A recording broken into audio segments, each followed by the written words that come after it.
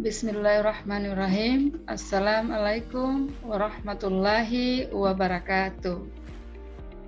Perkenalkan, nama saya Erniwati Laabute, Sarjana Pendidikan Agama Islam, Magister Pendidikan Agama Islam. Saya merupakan dosen di Prodi Pendidikan Agama Islam, Fakultas Agama Islam, Universitas Muhammadiyah Luwuk. Pada kesempatan ini, saya akan memaparkan salah satu mata kuliah yang saya ampuh, yaitu Administrasi Pendidikan dengan bobot 2 SKS.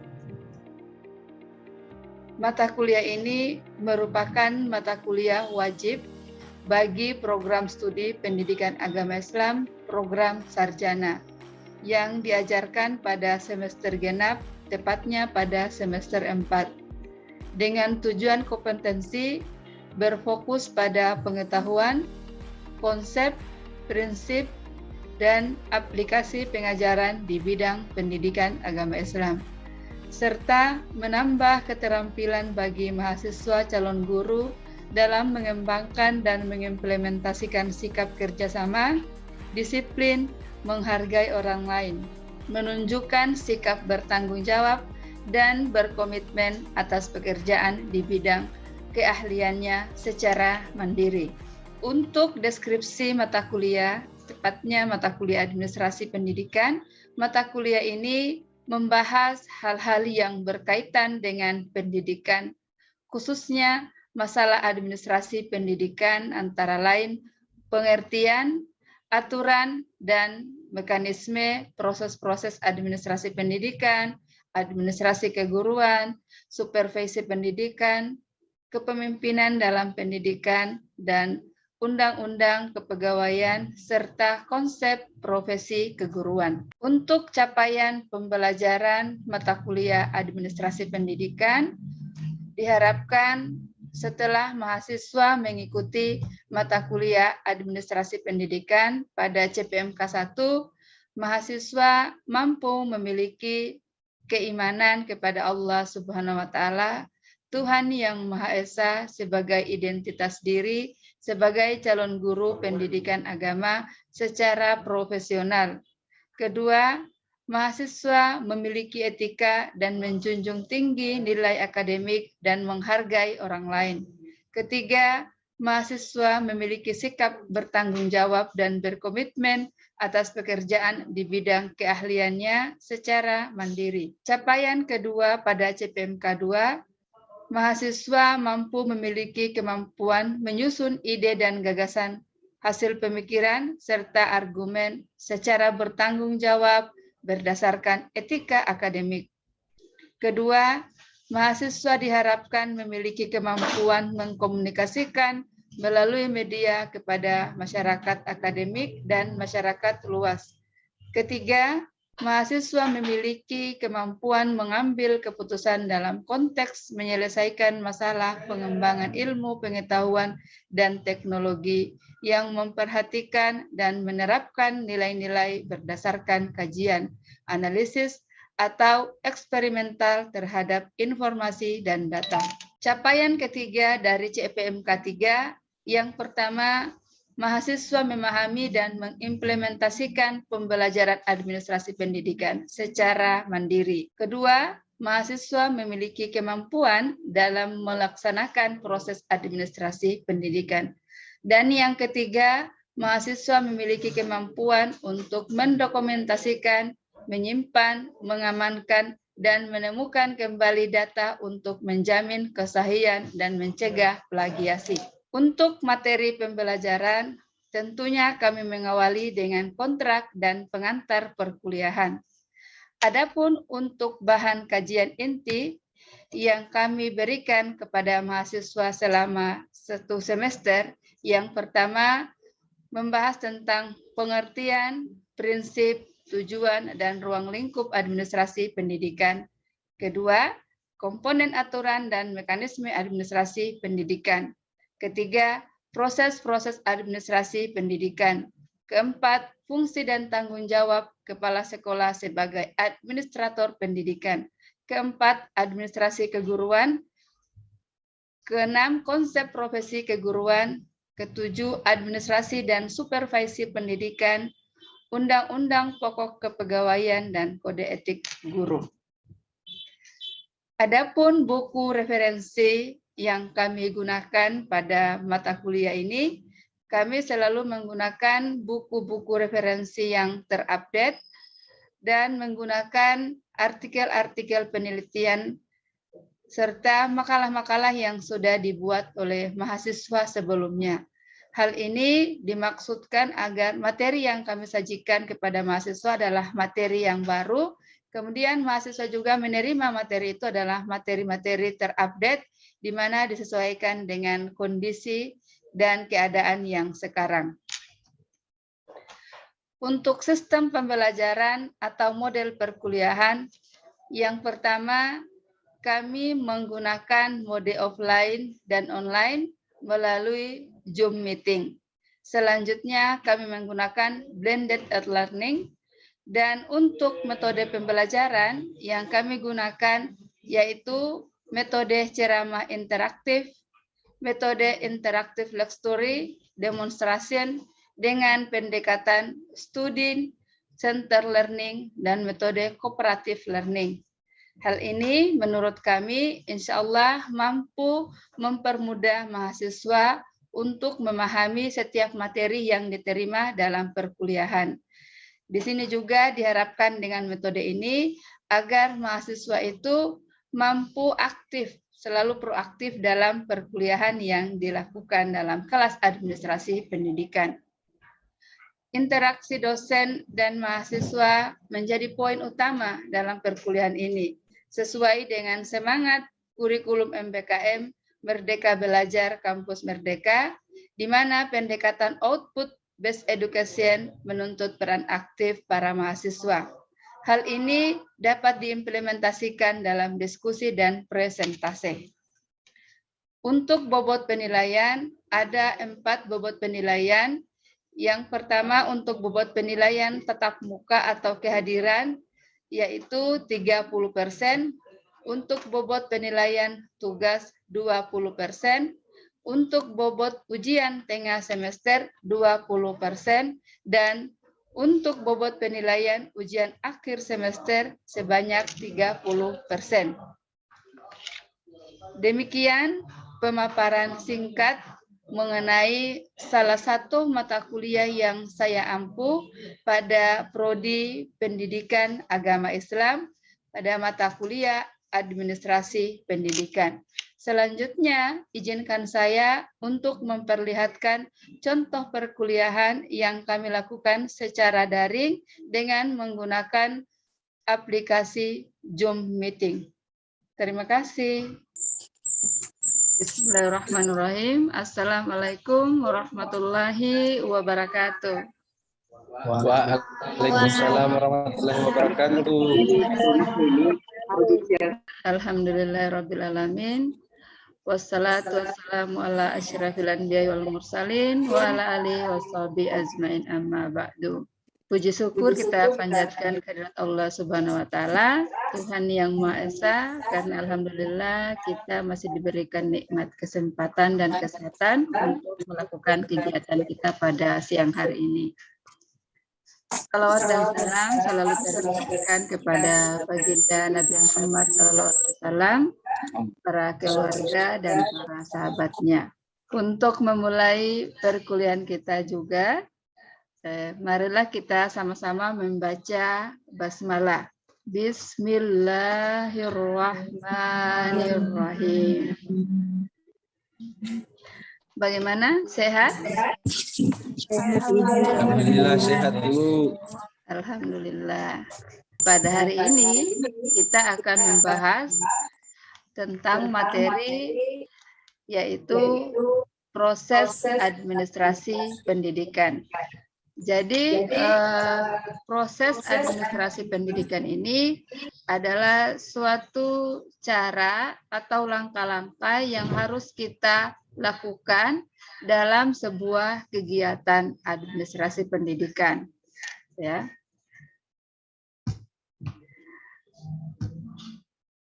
Di sini Ibu mendefinisikan bahwa proses administrasi pendidikan ialah proses memimpin dan mengolah terhadap seluruh pekerjaan yang berkaitan dengan administrasi pendidikan melalui langkah dan proses manajemen.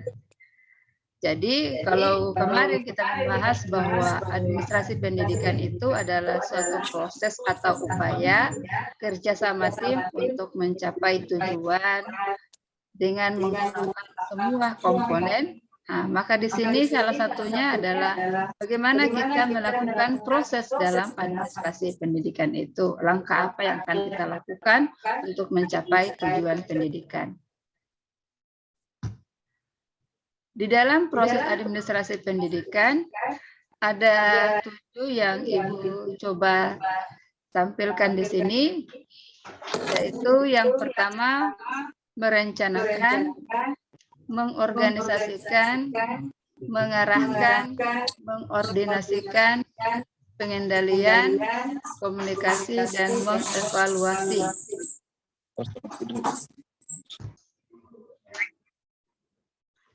Jadi itu ketujuh proses dari administrasi pendidikan yang perlu ada dalam sebuah proses administrasi pendidikan.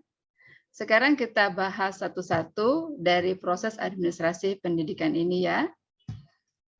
Yang pertama, perencanaan atau merancang. Merancang merupakan kegiatan yang harus dilakukan pada permulaan dan selama kegiatan administrasi itu berlangsung. Tentunya bahwa jika kita melakukan sebuah kegiatan atau mau melakukan program dalam pencapaian tujuan, maka harus direncanakan dulu, harus disusun dulu perencanaannya dengan melihat masalah-masalah apa yang ditemukan dalam sebuah kegiatan itu, supaya pelaksanaan itu berjalan lancar. Ya. Kemudian yang kedua, ada mengorganisasikan. Kalian pernah dengar kata mengorganisasikan? Atau organizing? Apa itu? Mengatur, Ibu. Iya. Di situ bagaimana kita dalam sebuah kelompok kerjasama, kita mengatur orang-orang yang ada di dalam sebuah kelompok itu. Namun di sini yang perlu kalian ketahui bahwa mengatur di sini berarti kita mengatur tugas-tugas dari masing-masing individu. Ataupun kita membagi tugas kepada satu dengan kemampuan masing-masing. Nah, di sini ada kalimat atau ada yang Ibu uraikan bahwa mengorganisasikan itu adalah kegiatan membagi tugas-tugas pada orang yang terlibat dalam kerjasama, pendidikan, atau untuk menentukan siapa yang melaksanakan tugas sesuai dengan prinsip pengorganisasian. Ya. Jadi bahwasanya dalam sebuah organisasi itu tidak mungkin akan berjalan hanya pada satu orang saja. Tetapi berkembangnya sebuah kegiatan, maka perlu ada pembagian tugas-tugas kepada orang-orang yang ada di dalam sebuah kelompok, terutama pada satuan pendidikan. Kalau semua pekerjaan tertumpuk pada pimpinan mungkin, nah, itu tidak akan berjalan dengan baik. Akan lambat perkembangannya. Tetapi jika tugas-tugas itu dibagi-bagi kepada orang-orang yang bekerja di dalam satuan pendidikan, maka insya Allah akan berjalan dan akan mencapai tujuan itu. Maka tugas-tugas tersebut harus diberikan kepada orang-orang dan dilihat kemampuan dari setiap personil itu. Kemudian di sini ada menurut Sorgofani bahwa ada 4 syarat dari pengorganisasian itu. Yang pertama adalah legitimasi. memberikan respon dan tuntutan eksternal. Jadi kalau kita mau memberikan tugas, kita harus melihat dulu bahwa orang yang akan kita bagi tugas ini atau orang yang akan kita berikan tugas ini, dia memiliki respon terhadap orang luar atau masyarakat luar. Apakah dia orangnya memang komunikasinya atau mungkin hubungannya dengan orang luar bagus atau kurang. Jadi kita harus melihat bagaimana responnya, baikkah, berkembangkah atau tidak. Kemudian ada efisien, ada keefektifan, ada keunggulan. Ini keempat ini menurut Surgovani adalah syarat yang perlu dipenuhi dalam pembagian tugas dalam sebuah kelompok satuan pendidikan. Yang ketiga, setelah kita melakukan perencanaan, mengorganisasikan, kemudian tentunya kita harus mengarahkan. Ya. Kenapa harus mengarahkan? Karena kadang setiap makhluk itu punya sifat egois. Ya. Maka di dalam sini harus ada yang mengarahkan sesudah kita memberikan tugas masing-masing agar pelaksanaan dari tugas itu terarah sesuai dengan apa yang kita rencanakan.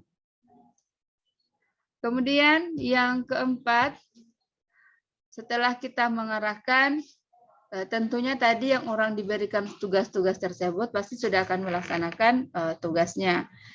Setelah melaksanakan tugas, pasti harus ada yang mengordinasikan. Di sini mengordinasikan itu ialah mempersatukan rangkaian aktivitas penyelenggaraan pendidikan dan pembelajaran dengan menghubungkan, menyatu padukan dan menyelaraskan orang-orang dan pekerjaannya sehingga semuanya berlangsung secara tertib ke arah tercapainya maksud yang telah ditetapkan. Nah, jadi komunikasi itu pasti kamu dalam pikirannya kalian, oh berbicara. Tapi berbicara itu akan terjalin komunikasi tidak kalau cuma satu orang? Tidak, Bu. Ya, jadi komunikasi ini adalah sebuah komunikasi yang dilaksanakan oleh dua orang atau lebih dari satu orang. Tetapi komunikasi ini ada yang namanya komunikasi vertikal dan ada yang namanya komunikasi horizontal. Komunikasi vertikal ini adalah bagaimana kita berkomunikasi dengan atasan dan bagaimana kita berkomunikasi dengan sesama teman-teman kita atau sama guru-guru lainnya. Itu ya. Kemudian yang terakhir dalam proses administrasi pendidikan yaitu mengevaluasi. Nah, di sini adalah mengevaluasi itu menilai semua kegiatan untuk menemukan indikator yang menyebabkan sukses atau gagalnya pencapaian tujuan sehingga dapat dijadikan bahan kajian berikutnya. Jadi harus ada penilaian atau mengevaluasi hasil kerja yang sudah kita lakukan supaya apa? Supaya kita temukan indikator kesalahan atau kekurangan yang kita lakukan dalam sebuah kegiatan, tepatnya pada satuan pendidikan. Itu kiranya pemaparan materi Ibu mengenai proses administrasi pendidikan. Nah, ada kira-kira yang belum kalian pahami? Ayo, kalau yang ingin bertanya silakan. Ibu berikan waktu untuk bertanya sebelum kita mengakhiri perkuliahan kita. Ustazah, saya ingin bertanya. Baik, Ustazah, yang ingin saya tanyakan di bagian komunikasi. Kira-kira Ustazah unsur-unsur apa yang diperlukan dalam komunikasi? Ya, terima kasih untuk pertanyaan dari Irnawati ya. Mantap. Jadi dalam berkomunikasi ini tidak boleh kita berkomunikasi asal ya atau semaunya kita sendiri. Biasanya kan komunikasi yang kita laksanakan di rumah terbawa ke tempat kerja. Nah, ini yang perlu diperhatikan bahwa dalam komunikasi ini ada hal-hal yang perlu diperhatikan. Ya. Pertama adalah pengiriman berita. Jadi kalau komunikasi itu sama halnya kita memberikan berita kepada orang lain atau kepada teman kita. Nah, dalam komunikasi ini atau info yang akan kita berikan atau kita sampaikan kepada teman kita itu harus kita pertimbangkan. Pertimbangkan apakah ini sudah benar, apa yang saya mau sampaikan ini atau tidak. Kemudian ada alat atau sarana untuk menyampaikan komunikasi itu. Karena kenapa? Di komunikasi ini kan ada yang namanya komunikasi lisan, ada namanya komunikasi tertulis. Ya, jadi biasanya kalau kita melakukan komunikasi tertulis berarti harus ada yang sarana fasilitas yang perlu kita penuhi dalam komunikasi tertulis itu. Biasanya kita mengkomunikasikan dengan melalui WhatsApp. Berarti kita membutuhkan HP, kita komunikasi, kita sampaikan melalui WhatsApp. Kalau komunikasi lisan kan bisa biasanya kita menyampaikan langsung, tapi dari mulut ke mulut. Begitu kan? Kemudian ada respon dari penerima berita itu. Ya, jadi kalau kita berkomunikasi atau berbicara dengan teman sejawat atau dengan partner kerja, maka kita berbicara itu kita harus melihat apakah apa yang kita bicara ini sudah menyenangkan dia atau benarkah yang saya sampaikan ini, kemudian dia bagaimana meresponnya, apakah dia merespon secara positif atau justru dia meresponnya secara negatif. Itu yang perlu diperhatikan dalam sebuah komunikasi. Karena kadang-kadang kalau kita miskomunikasi itu justru akan menimbulkan masalah baru dalam hubungan kerja. Bagaimana Sirna, bisa dipahami jawabannya? Insya Allah bisa, Bu. Oke. Sekarang ada lagi yang ingin bertanya? Ustazah, saya juga ingin bertanya. Oh iya. Ustazah, jadi biasanya kan kalau kita komunikasi itu kan sembarangan atau asal-asalan begitu. Jadi yang ingin saya tanyakan, dalam komunikasi itu hubungan komunikasi seperti apa yang diperlu supaya seperti yang Ustazah bilang tadi untuk menyenangkan lawan komunikasi kita tadi, Ustazah, supaya lancar begitu. Oke. Jadi untuk komunikasi ini, seperti tadi yang Ibu sampaikan, ada komunikasi vertikal dan ada komunikasi horizontal.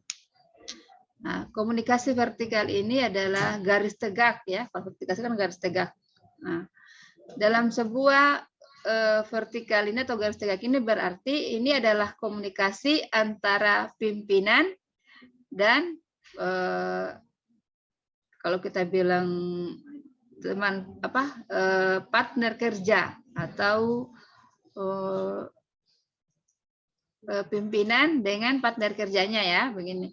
Berarti kita harus bagaimana kita membuat komunikasi itu dengan loyalnya kita, dengan etika, supaya komunikasi itu, karena kenapa? Antara pimpinan dengan teman itu pasti ada model komunikasi yang berbeda.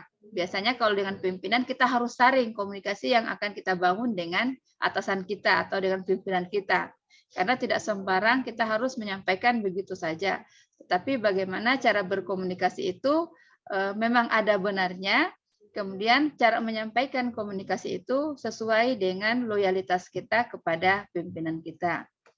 Kemudian di situ ada komunikasi horizontal atau komunikasi datar. Berarti ini adalah komunikasi dengan teman kita dalam sebuah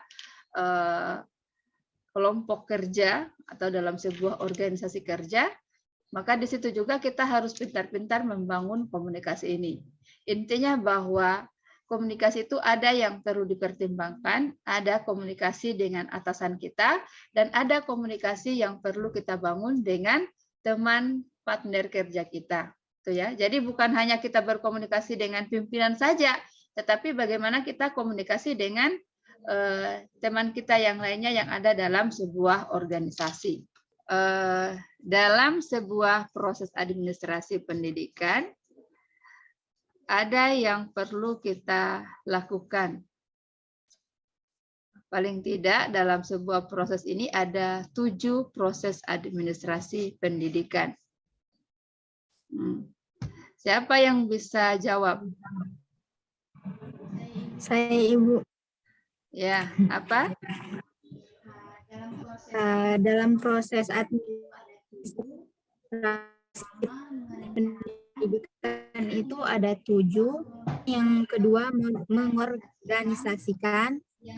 Yang ketiga, menyarankan. Yang keempat, mengordinasikan. Yang kelima, pengendalian. Yang keenam, komunikasi. Dan yang ketujuh, evaluasi. Ya, itu tadi 7 proses dalam administrasi pendidikan ya. Ada merencanakan, mengorganisasikan, mengarahkan, mengordinasikan, pengendalian, komunikasi, dan mengevaluasi. Ketujuh proses tadi harus ada dalam sebuah administrasi pendidikan. Karena untuk mencapai tujuan dari sebuah kegiatan, apalagi dalam satuan pendidikan, maka kita harus melakukan ketujuh proses-proses tadi supaya tujuan dari yang akan kita harapkan bersama itu tercapai dengan lancar dan baik. Jadi sebelum kita tutup, Ibu juga mau menyampaikan bahwa tentunya guna berlangsungnya dengan baik sebuah kegiatan yang kita susun, maka dia harus memiliki beberapa langkah-langkah yang harus kita susun dalam sebuah kegiatan tersebut, diantaranya adalah melakukan perencanaan itu. Jadi jangan membuat saja kegiatan tapi tidak ada perencanaannya, harus ada yang namanya perencanaan itu. Begitu juga dalam administrasi pendidikan, harus ada perencanaannya guna tercapainya tujuan pendidikan yang dirumuskan bersama-sama. Oke, Ibu rasa untuk perkuliahan kita pada hari ini cukup. Insya Allah kita bertemu lagi kembali di minggu depan. Yang mungkin ada beberapa materi yang akan kita bagi menjadi tugas kelompok dan akan didiskusikan ya. Tapi nanti itu di pertemuan selanjutnya.